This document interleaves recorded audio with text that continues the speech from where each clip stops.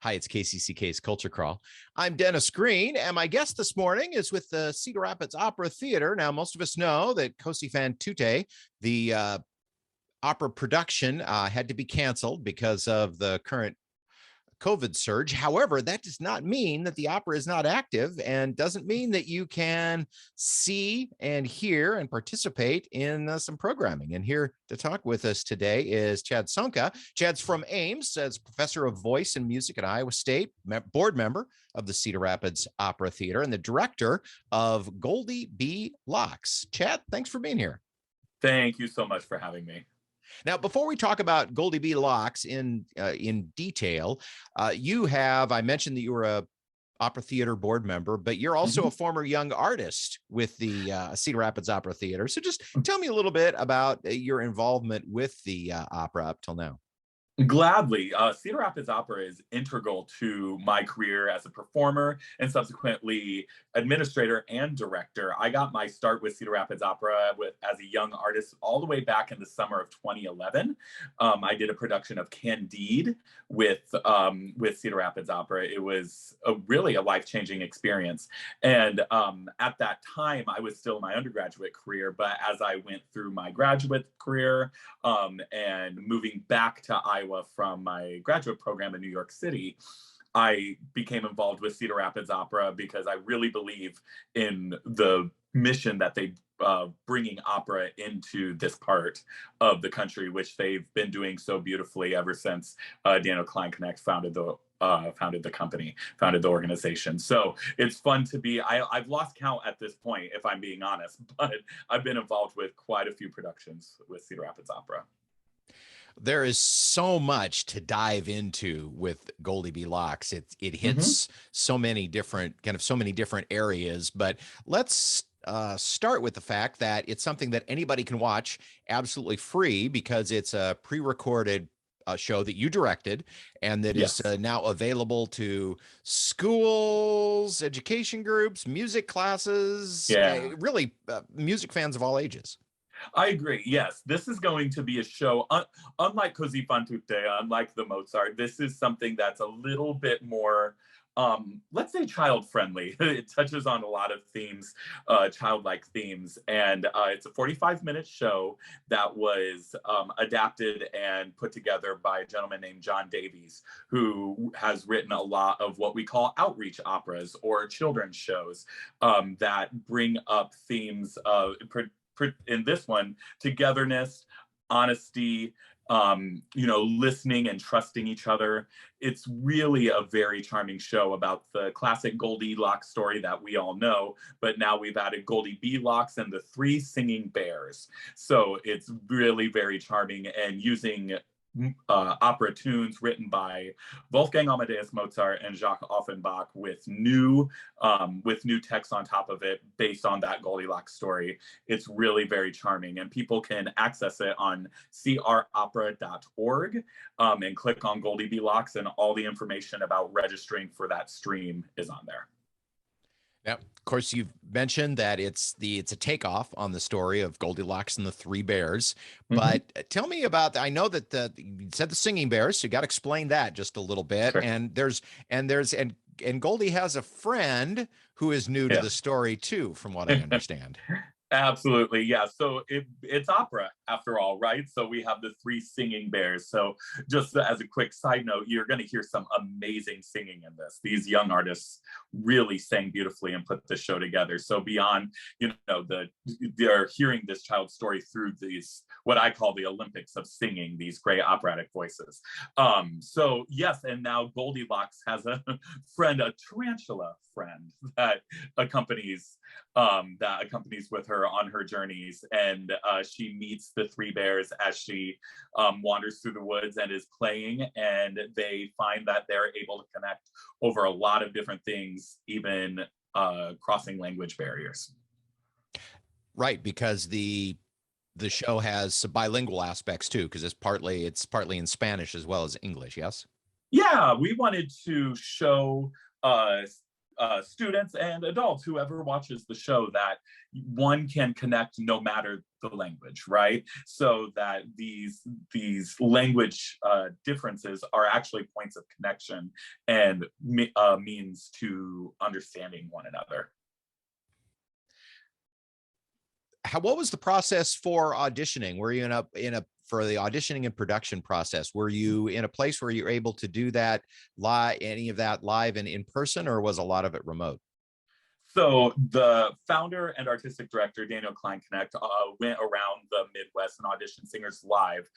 This was pre-Omicron, and unfortunately, I succumbed to Omicron's clutches during the production of this show, where I'm happy to say that CR Opera was Johnny on the spot in terms of making sure everybody was safe. So I ended up directing a lot of the show via FaceTime through an iPad screen. So the Cedar Rapids Opera had 2 COVID officers that were on board to make sure everybody was safe. Once I received my positive test, I went into isolation and directed via FaceTime, not unlike how I'm talking to you right now. And we really made it work. So kudos to the whole entire team for creating an opera virtually. What surprised you, or what was different? I mean, obviously directing over FaceTime was different, but what was unique about this process, maybe as opposed to other things you've directed? Sure. I actually have quite an extensive background in education outreach. I've been doing a lot of it with an organization with which I'm affiliated down south, the Savannah Voice Festival. I was their education and outreach coordinator for about 5 years until recently I became the executive director. So I have a lot of experience with this kind of theater. I would say what was fun or different about this kind of show is that it's something that you're not taking a pre-packaged show and just putting it up on its feet through your lens. You really we got to create it with each other. It was its own, there will never be another performance of Goldie B like this ever. So all the more reason for people to stream it and really experience it. So that's what I would say, that kind of organic creative process looked a little bit different with this show than it did with some of the other shows I've directed.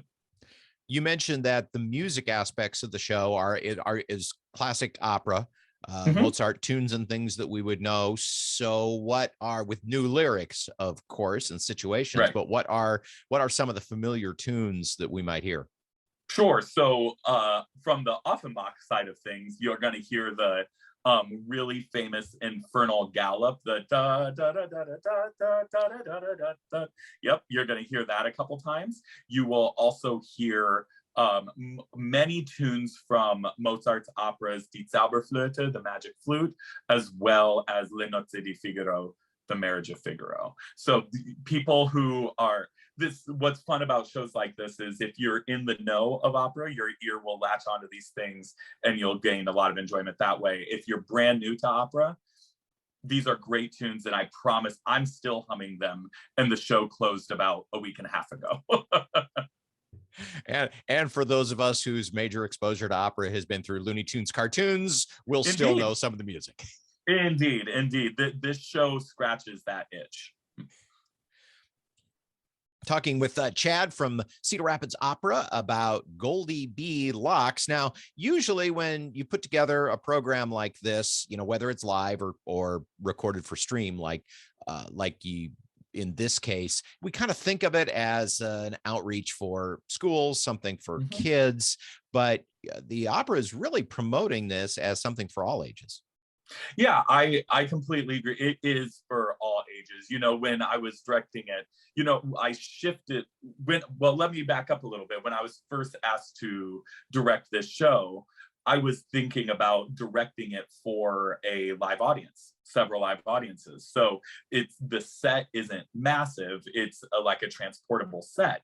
So when Omicron started and we pivoted to making sure that it was something that could be captured well on video, it really seemed like a show that this was an opportunity to enhance it and allow it to be something more than just for children, right? So, like I said, a lot of adults are going to be charmed by the music as well as some of the central themes of honesty, togetherness, and they will recognize some precocious nature of kids in it and relate to that.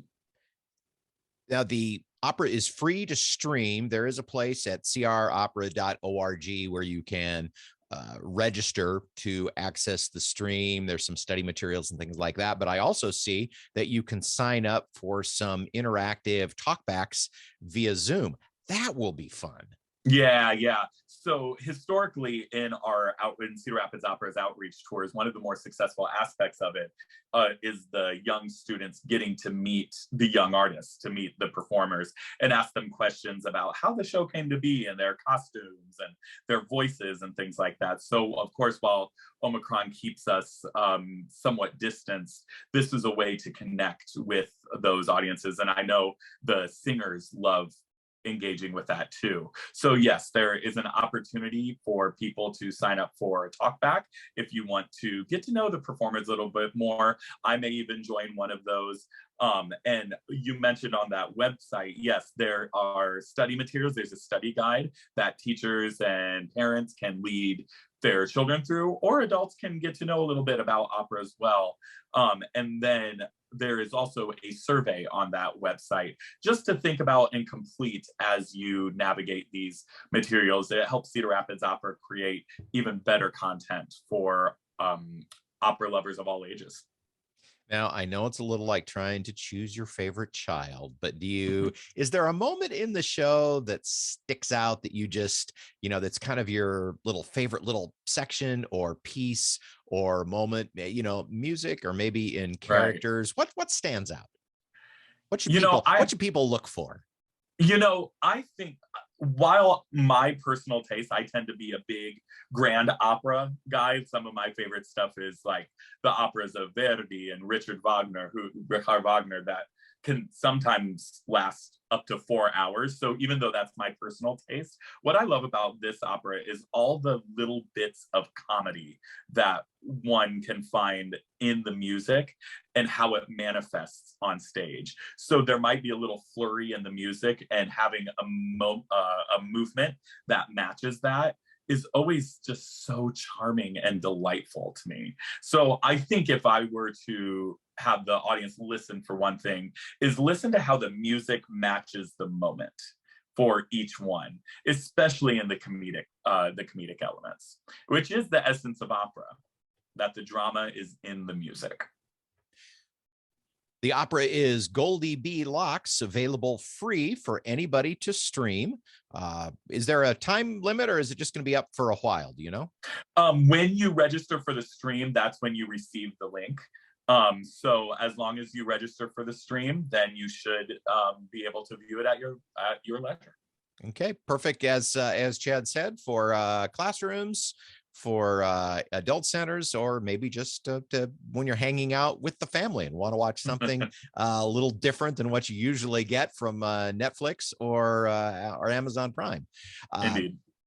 Chad, thanks so much for joining me today. Again, you can sign up on the opera's website, which is cropera.org. All right, Chad Sonka, thanks so much for being with us today. I would say good luck, but of course it's all in the can. So I just hope that everybody enjoys the stream, and that you also have a good time when you're interacting live with people who want to find out more during the Zoom talkbacks. That's wonderful. Thank you so much for having me. It's been fun talking with you today, Dennis. You can hear the Culture Crawl live on the radio many weekdays at 10:20, or download the podcast, watch or listen on your own schedule at kcck.org/culture, or using your favorite podcast app. I'm Dennis Green, and I'll talk to you later.